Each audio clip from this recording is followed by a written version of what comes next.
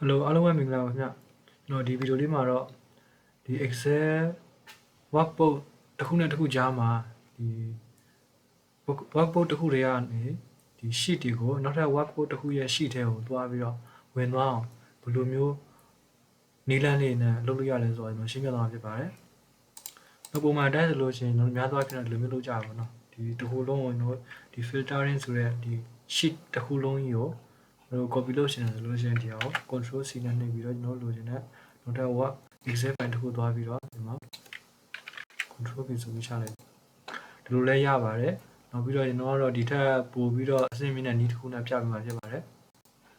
အဲ့တော့ကျွန်တော်တို့ဒီမှာခုနဒီ file လေးတော့ပြန်သွားလိုက်ကြမယ်ခုမှကျွန်တော်တို့ကဒီ sheet တစ်ခုလုံးဒီ filtering ဆိုတဲ့ sheet ကိုကျွန်တော်တို့နောက်ထပ်Excel file ဖွင့်ထားတယ်နောက်ထပ် file တစ်ခုတည်းဒီ practice ဆိုတဲ့ Excel practice ဆိုတဲ့ Excel file နောက်တစ်ခုတည်းကိုပြောင်းရှင်တယ်ဆိုတာဆိုအဲ့ဒါကျွန်တော်တို့က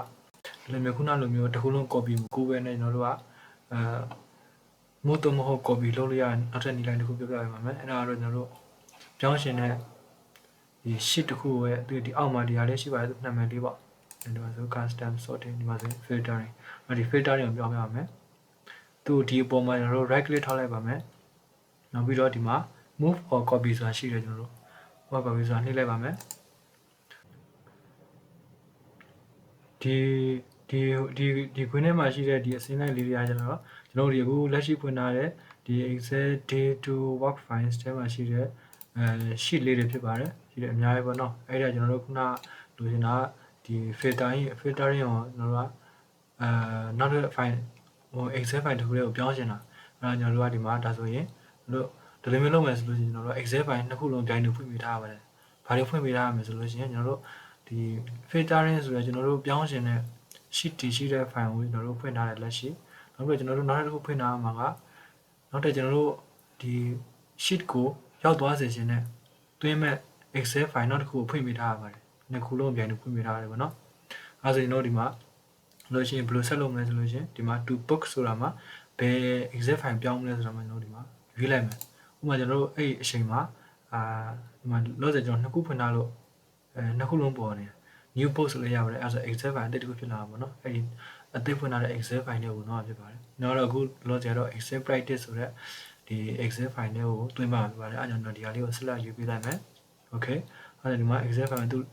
ငကိုရှိနေတာက1.3ဆိုပြီးရှိ1.3ကျွန်တော်ကြည့်လိုက်မယ်ဒီမှာ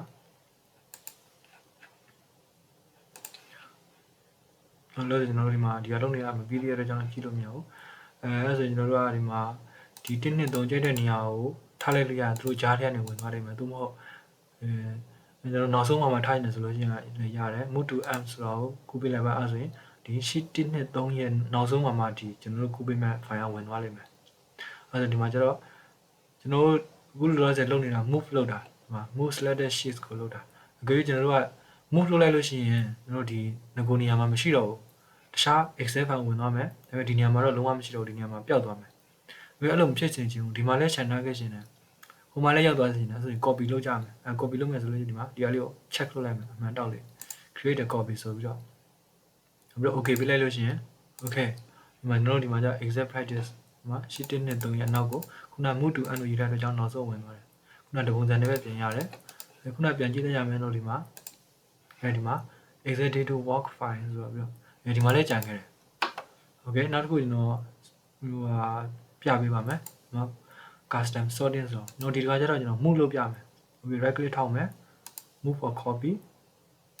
poster မှာကျွန်တော်တို့ပြောင်းရှင်တဲ့ Excel file ကိုယူပေးလိုက်မယ် Excel practice okay နောက်ပြီး move to end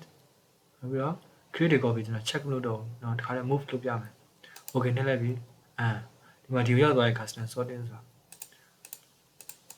ဒီမှာကြည့်လိုက်မယ်ရှိသေးလားမရှိတော့ဘူး filter နဲ့ခုနဒီ sorting ကြားထဲမှာ custom sorting ဆိုပြီးဒီ file လေးရှိတယ်အမေကျွန်တော်ခုနကျတော့ move copy ကိုမသုံးဘဲနဲ့ move ကိုသုံးလိုက်တော့ဒီဟာကြီးတစ်ခုလုံးကဒီဘက်ကိုရွေ့သွားတယ်ဒီဟာကျတော့ကျွန်တော်ခုပြပေးတာကတော့ဒီမတူညီတဲ့ Excel file နှစ်ခုကြားထဲမှာဒီ sheet သူ့ထဲမှာရှိနေတဲ့ပါဝင်နေတဲ့ sheet လေးတွေကိုဘယ်လိုမျိုးတစ်ခုလုံးကလိုမျိုး control C control V ရှာတာမဟုတ်ဘဲနဲ့စနစ်တကျဒီနီလန်တကျပေါ့ပြောင်းပေးခြင်းဖြစ်ပါတယ်အဲ့ဒါပြသပေးခြင်းဖြစ်ပါတယ်နောက်ပြီးတော့ကျွန်တော်ဒီ အခုဆိုလို့ရှိရင်ဒီ sheet တွေမှာအားလုံးအယောင်တွေမရှိပါဘူးဒီမှာကြည့်သူကဘာတစ်ခုမှအယောင်လေးတွေမထားတော့ဘူးနောက်တစ်ခါလေဆိုလို့ရှိရင်ဟောပေါ့ဒီအောက်ကအယောင်လေးမတူထားလိုက်လို့ကျွန်တော်တို့ခွဲခြားရတာတက်ပို့ပြီးတော့လွယ်ကူတယ်ပေါ့အဲကျွန်တော်အဲ့ဒါအယောင်လေးတွေထားနေရှင်းပြရမယ်ဟိုမှာဆိုလို့ကျွန်တော်တို့ဒီနေရာကိုမြောက်ဒီနေရာလေးယူလိုက်ပြီးတော့ right click လိုက်ပါမယ် right click ထောက်လိုက်လို့ရှိရင်ဒီမှာ tab color ဆိုတာရှိပါတယ် tab color လေးကိုtab color လေးကိုလွှဲထောက်တဲ့နဲ့သူကဘေးနားလေးကိုထွက်လာပါတဲ့အယောင်လေးကိုလို့ရှင်နဲ့အယောင်ဖြတ်လို့ယူလိုက်ရပါတယ်ဟိုဒီမှာဆိုလို့ရှိရင်အမဲယူလိုက်ရတယ်ဒီမှာကြိုက်တဲ့ကြောင်ကျွန်တော်လိမ်ဝင်အောင်လေးထားလိုက်မယ် okay အဲဒီမှာ filter ရလိမ်ဝင်အောင်လေးဆိုတာနောက်ပြီးဒီ custom sort ကိုနောက်တစ်ကြောင်ထားလိုက်မယ်ထားမယ်ဆိုလို့ရှိရင်ဒီမှာအပြောင်လေးထားလိုက်မယ် okay အဲဒီတို့နှစ်ယောက်လုံးကမတူညီတဲ့အကြောင်လေးဖြစ်သွားတော့ညသွားဖြစ်နေကျွန်တော်ဒီလိုမျိုးထားတော့သဘောကျပါတယ်သူကခွဲခြားတာတက်တာတယ်ပို့ပြီးတော့လွယ်လွယ်ကူခွဲခြားလို့ရပါကျွန်တော်တို့ကိုစားပြတဲ့အကြောင်လေးကိုကြိုက်လို့ထားလို့ရပါတယ်နောက်ပြီးတော့ဒီဟာကို rename လုပ်ပါမယ် rename ဆိုတော့ဒီနာမည်ပြန်ပေးတာပေါ့ဒီ sheet လေးတွေကိုနာမည်ပေးတာဆိုလို့ရှင်သူနှစ်မျိုးရှိပါတယ်ပထမတစ်နည်းကတော့ဒီ right click ထောက်ပြီးဒီမှာ rename ဆိုတာသွားလို့ရအဲဒါကိုကြိုက်လို့ပြောင်းလို့ရဒီမှာ filter ဆိုပြီးနာမည်ပေးလိုက်မယ်အဲလိုလည်းရပါတယ်သို့မဟုတ်နောက်တစ်နည်းကကျတော့ဒီဟာကို select ပေးထားလိုက်နောက်ပြီးတော့နောက်နှစ်ချက်နေလိုက်တယ် okay နှစ်ချက်နေလိုက်လို့ရှင်ဒီမှာဟို y အဲ့ဒီခါကျတော့ပြောင်းလိုက်filter နဲ့ကျွန်တော်ပြောင်းလိုက်တာဒါတော့ဒီ sheet တွေကိုfiltering sheet တွေကိုဒီ